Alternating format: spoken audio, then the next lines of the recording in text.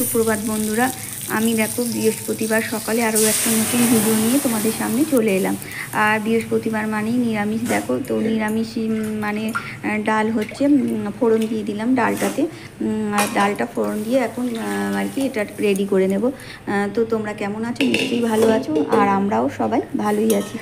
আর বাড়ি গৃহবধূরা দেখো মানে ঘর বাড়ি ছাড়া আর কিছুই তোমাদের সাথে শেয়ার করতে পারে না। খুব কম সময় তারা বাইরে বেরোয়, আর আমিও সেভাবেই খুব কমই বেরোই। যখন বেরোই তোমাদের সাথে একটু আধটু শেয়ার করি। তো সব সময় তো বেরোই না, সেটা শেয়ারও করতে পারি না। আর কোনো সময় মানে কারো অসুখ বিসুখ করলে সেটা শেয়ার করাও সব সময় হয় না, মন মেজাজ খারাপ থাকে। তো সেগুলো আর অনেক সময় শেয়ার করতে পারি না। তো কিন্তু একটু বাইরে এমনি ঘুরতে বেরোতে বা কোনো এমনি প্রয়োজনে বেরোলে ঠিক আছে, কিন্তু আমি ওই ডাক্তারখানায় গেলে খুব একটা শেয়ার করতে পারি না। তখন এমনি মন মেজাজটা অন্যদিকে থাকে, মানে যার শরীরে অসুস্থ থাকে বা ছেলে যাই হোক না কেন, আমার সেই দিক দিয়েই মানে কেমন একটা হয়ে থাকে, তাই সেই জিনিসগুলো আর শেয়ার করতে পারি না। তো দেখো আমি এদিকে কিন্তু আমার বাসন মাজাও চলছে। আর দেখলে তো শসা লঙ্কা এনেছিল তোমার দাদাভাই, তো সেটাও ধুয়ে নিলাম। রাত্রে এনেছিল, তো সকালে ধুয়ে নিলাম। আর এদিকে আমি কিন্তু বাসন টাসন মাজাও হয়ে গেছে। আর এদিকে ডালটা আমার ফুটেও গেছে। ওদিকে তো ভাত হচ্ছে, ভাতটা হয়ে গেছে, ফ্যান ঝেড়ে নিলে হয়ে যাবে। তো দেখো ডালটা এবার নামিয়ে ফেলবো।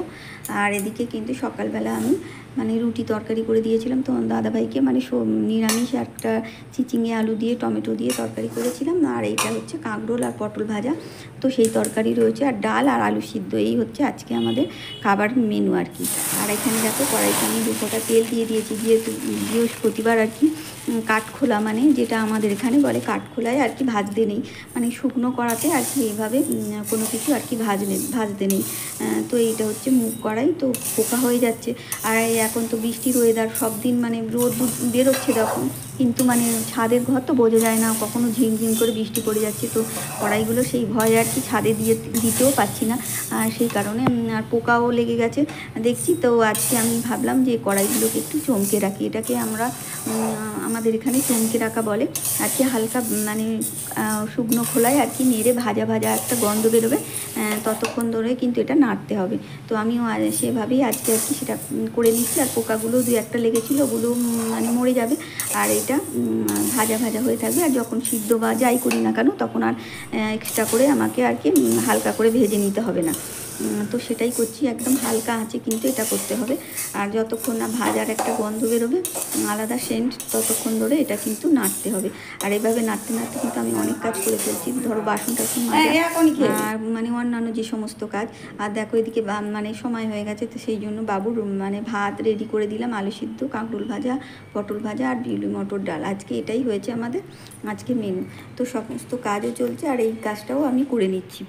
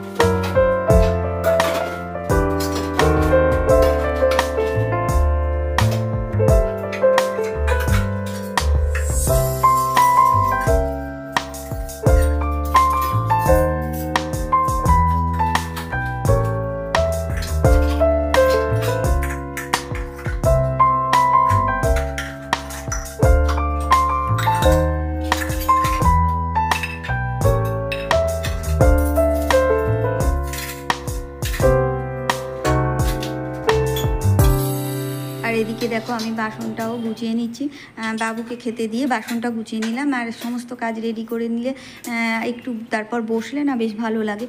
তো আমার পুজোও তো সকাল সকাল হয়ে গেছে, যেহেতু আজকে বৃহস্পতিবার। তো পুজোও সারা হয়ে গেছে, পুজো সেরেই তারপর রান্না করতে এসেছি। তো সব কিছু কাজ গুছিয়ে নিয়ে একটু বসলে দেরি হলে কোনো অসুবিধা নেই। ঘর টরও সব কিছু মোছা হয়ে গেছে।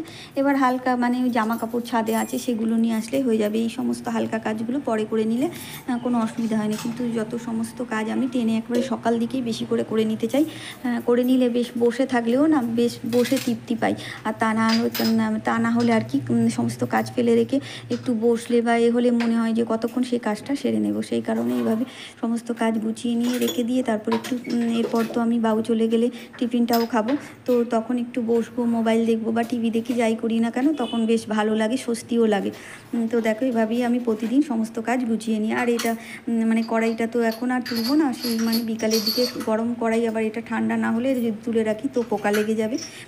তো কড়াইটা এইভাবে মানে কি কড়াইটা আমি আর কি এখন ওভেনটা আর কি অফ করে দিয়েছি, কিন্তু কড়াইটা যেহেতু গরম আছে না, তো আমি একবার করে এইভাবে নেড়ে দিচ্ছি। তা না হলে মানে মোটা কড়াইয়ের নিচের কড়াইগুলো আর কি মানে খড়খড়ে মতো হয়ে যাবে, আর ওপরের কড়াইগুলো কিন্তু মানে কাঁচা থাকবে না, সেগুলো থাকবে আর কি।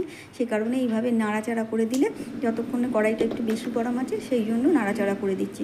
আর দেখো ছাদে চলে এসেছি, বাবুও চলে গেছে, আর আমার টিফিন কিন্তু এখনও খাওয়া হয়নি। এবারে এইগুলো কাজগুলো সেরে নিয়ে একেবারে টিফিন খেতে বসবো।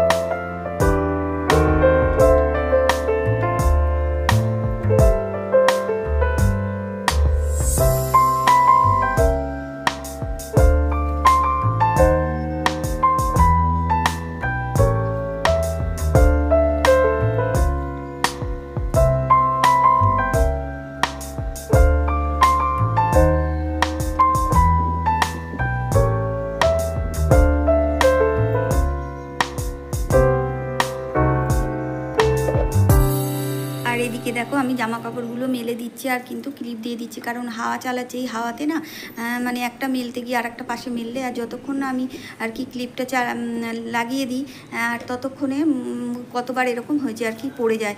তো সেই জন্য আমি কিন্তু তাড়াতাড়ি করে আগে ক্লিপগুলোও লাগিয়ে দিচ্ছি, কারণ হাওয়া ভালোই চলছে ছাদের ওপর, তো সব সময় হাওয়াই চলে। তো এইভাবে আমি সব সময় আগে ক্লিপগুলো দিয়ে দিই, তারপর আবার বাকিগুলো দিয়ে দিই, কারণ অনেক সময় এমন হাওয়া হয় একটা দিয়ে তারপর একটা দিতে যাবো, তখনই আর কি জামা কাপড়গুলো মানে মেঝেতে আর কি ছাদের উপর আর কি পড়ে যায়, আর পড়ে গেলে তখন আবার এই মানে ছাদের জামা কাপড় আবার ধুয়ে তবে আবার দিতে হয়। সেই কারণে আমি দিচ্ছি আর আগে ক্লিপগুলো মেলে দিয়ে আর কি একেবারে যাব। তো আমার সমস্ত প্রিয় দর্শক বন্ধু, তোমাদের জানাই অসংখ্য ধন্যবাদ। তোমরা এভাবেই আমার পাশে থেকো, আর নতুন বন্ধু যারাই আমার পাশে থাকতে চাইছো তারা অবশ্যই সাবস্ক্রাইব করে লাইক কমেন্ট শেয়ার করতে ভুলো না, আর পুরনো বন্ধুরা লাইক কমেন্ট শেয়ার করে পাশে থাকতে ভুলো না। তো এভাবেই আমার পাশে থেকো, তাহলে আমি একটু করে এগিয়ে যেতে পারবো। আগামী দিন আরও একটা নতুন ভিডিও নিয়ে তোমাদের সামনে চলে আসবো। ততক্ষণের জন্য টাটা। আর তোমরা সবাই ভালো থেকো, সুস্থ থেকো আর আনন্দে থেকো।